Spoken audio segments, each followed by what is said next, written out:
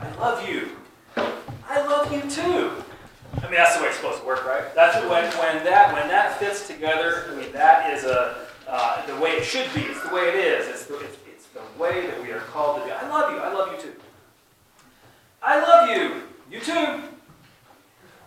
Yeah, it gets there. Like sometimes we just have to say it so many times that it's shorter. It's not the whole thing, but the point is there. Usually, sometimes, maybe.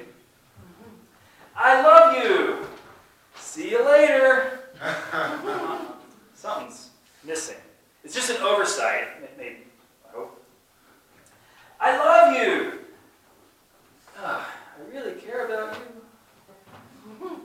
I hope you never had to deal with that on either side of that, because that's really, really awkward.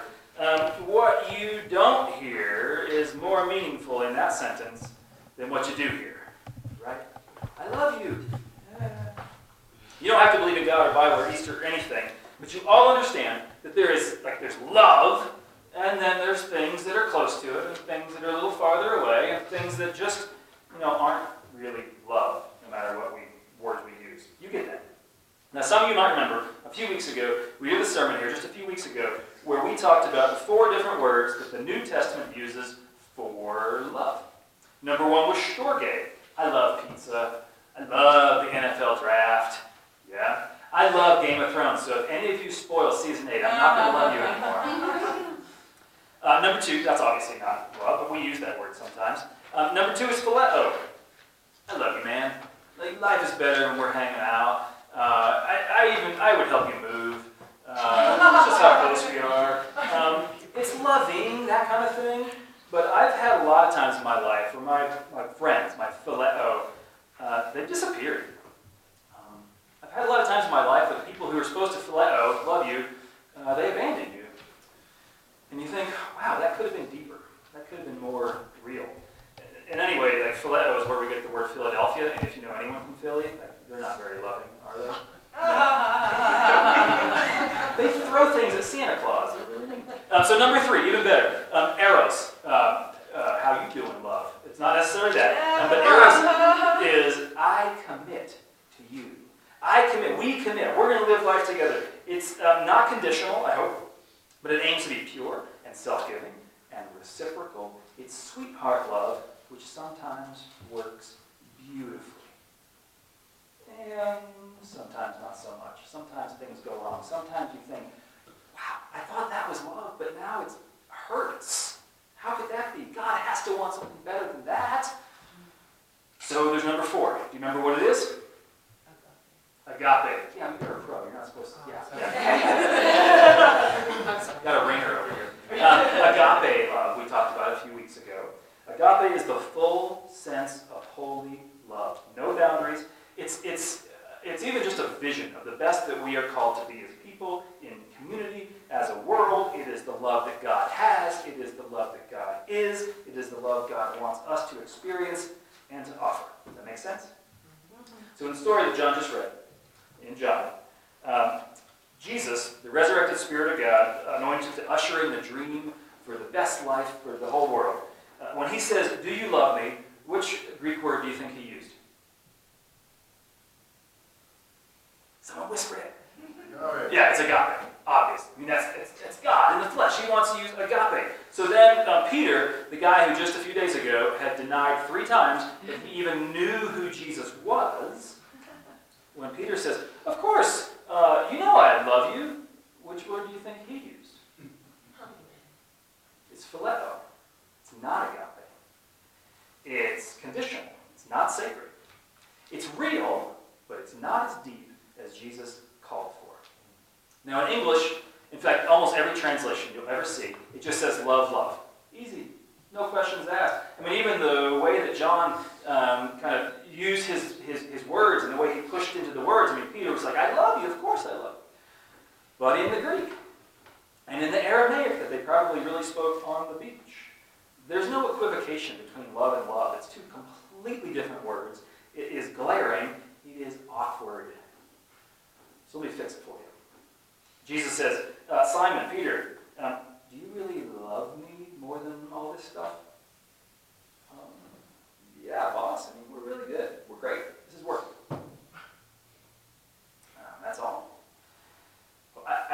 feed my people anyway. But let's just let me ask you again, just to be sure. Do you really love me? Well, we've been 3 years together, and this is really working great. Good fish, isn't it? I've been following you this whole time, and I really like what we're doing. I'd really like to keep doing it. Can we keep on the same path?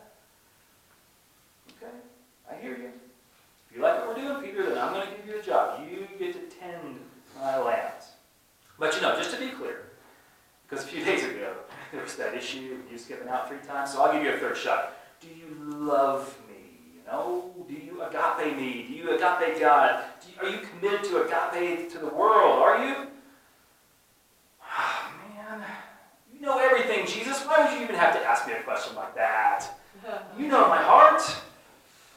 You know I love spending time with you. I love what you taught me about God. And if you want me committed to your path, I'm there. You can count on me. And sometimes it's more meaningful what isn't said than what is. I don't mean to throw Peter completely under the bus here, because Peter isn't doing anything that we all haven't done 1,000 times on our own when it comes to loving God, and loving neighbor, and loving creation. We are as guilty or as human as Peter is. Some sinners, some saints, all of us in between, with a little bit of both. We want to love better. We want to do better. We want to be better. We try to be better. All of us, every once in a while, we pull off some really beautiful stuff. I mean, we really pull off some great arrows and some wonderful phileo that just changes the world. And then we fall short even of our own expectations. We can't even imagine how far we fall short of God's dreams for us. God asks us to love, and very often we hedge because love is hard work. Now, Monday was Earth Day. Not a Christian holiday, but it is a good reminder for all of us that in the beginning, God calls us to take care of creation. Before we get any interpersonal guidelines, before we get any holy commandments, before we ever meet Jesus to have this lens through which we can understand what love really is, before any of that, in the beginning, really the first description of how to act and what to do, God says, you're in charge of all this nature. Take care of it. Can you love it? And we respond, yeah, I'll do my best. I'll try my best to love this nature when it's convenient. I will do my best to not do any damage, except when it's really hard to do that because there's conveniences. But otherwise, God, I'm all in. I'm all in liking your creation. Now, of course, I'm all in. Y'all know me. I drive a Prius. I have worm compost in the back. As a vegetarian for 20 years. I'm pretty good at this stuff. I'm all in. I'm all in. But other people? Do you know what other people do about creation? Nothing. Sinners in the hands of an angry God. Now, I do drive my car a little too much, maybe, but don't judge me. And I've actually kind of taken a break from being a vegetarian. Forgive me, if you will. And the summer's coming up, and I love air conditioning. I just do. But I don't care what you say about that. And no one would ever guess that I'm a pastor if they ever heard me yelling at the recycle bins in the other room. The Brooks have seen me in there just like, no paper napkins, come on, what's wrong with it? No dirty containers, why is this so hard, for God's sake? I go down to Boulder, and you'd think like the Chipotle would have this figured out. It's Boulder, for goodness sake, but no. Those hypocrites down there, they don't even try to recycle, right? So what's the point of me even organizing things? What's the point of me trying to do anything when no one else can get it right? What's the point? Maybe I'm not really all in. If that kind of stuff gets my blood pressure to rise, imagine what happens when I leave the Boulder bubble and I go fly somewhere. And of course, flying is really not so environmental, but this is focused on you, not on me. No This week I flew to Alaska and back. If anyone ever has the problem with being too loving, just go to an airport and you can't help but just your mind will explode with the people in the airport. It drives me crazy. I'm embarrassed to be human. For any number of reasons. If Jesus had been born in an airport rather than a stable, the story would have gone a lot different. Thou shalt wear appropriate clothing, or shame. Thou shalt not make idols of absurd pseudo-safety procedures with shoes. or condemnation. Thou shalt use the overhead bins correctly and not kick the backs of seats and share the armrests, and no one loves a crying baby, and that guy definitely needs 2 seats. And why are we still waiting on the tarmac? And she needs to remember commandment 1. It's a good thing God didn't pick me to be airport Jesus. It is really hard for me to fly because I don't like people. I mean, I like y'all. I love y'all. But the public, oh my God. I mean, I'm a pastor. I have to love you.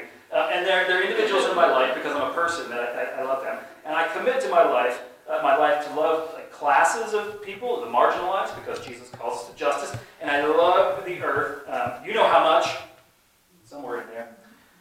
But when I go to the airport, oh my gosh, and I see people, just regular people, being themselves, wasting so much, throwing things away with no concern for creation, no concern for anyone's personal space, so much that it drives me crazy that I stop having concern for their personal space. You can pray for me if you want. This is just my cross to bear. But when I get caught up in all that, I understand why Peter could not use the word agape. It's really hard to love people. It's really hard when they let you down. It's really hard when they go against the values that you hold so dear. It's really hard when they don't care at all. It's really hard when they trigger some self-awareness of your own faults. Jesus knows all that. He knew that Peter couldn't do it. He knows we can't do it perfectly. God knows we are going to fall short of full love for the world, for each other, for creation. God knows we're going to get caught up in pride and judgment and excuses and hypocrisy. God knows that we want in our hearts, in our real heart, we want to do better and love better and act better. We want to, but there we go again. All of us making mistakes. All of us leaving room for better. If there was a race for moral perfection, we would all tie for last place. We're back there not achieving perfection. We're all trying, some harder than others, but none of us reach that bar that Jesus sets. Some people, a lot of Christians, get really bad out of shape about that. They point fingers, and they create a lot of guilt about not being perfect, as though we need more guilt in our life. But do you know the awesome thing about all of us tying for last place in the race for moral perfection? The great thing is that means we're also tied for first. We are the ones who are called to love sinners and saints. God is not surprised that we aren't perfect at loving. God knows we're not going to get it right. And the response is, okay, it's still up to you to be the ones to care for each other, to feed people, to go be good stewards, to spread love wherever you can. God knows we're not going to be like Jesus. So their response, it's not shame, it's not condemnation, it's not beating you with the Bible, it's not threatening you with hell. God's response when we stumble in loving each other and loving creation, when our actions seem to deny that we even know God, when our behavior seems to just bury our spiritual relationship and leave it for dead, God's response is to show back up into our lives, to meet us again where we are, to ask us again to follow me, to remind us again that we are called to this, that love never stays in the grave. Even if we don't get it right the first time, the second time, the third time, even if we don't get it right ever, we have grace on our side. We have grace on our side, pulling us from our guilt to new commitments, from our shortcomings to new life.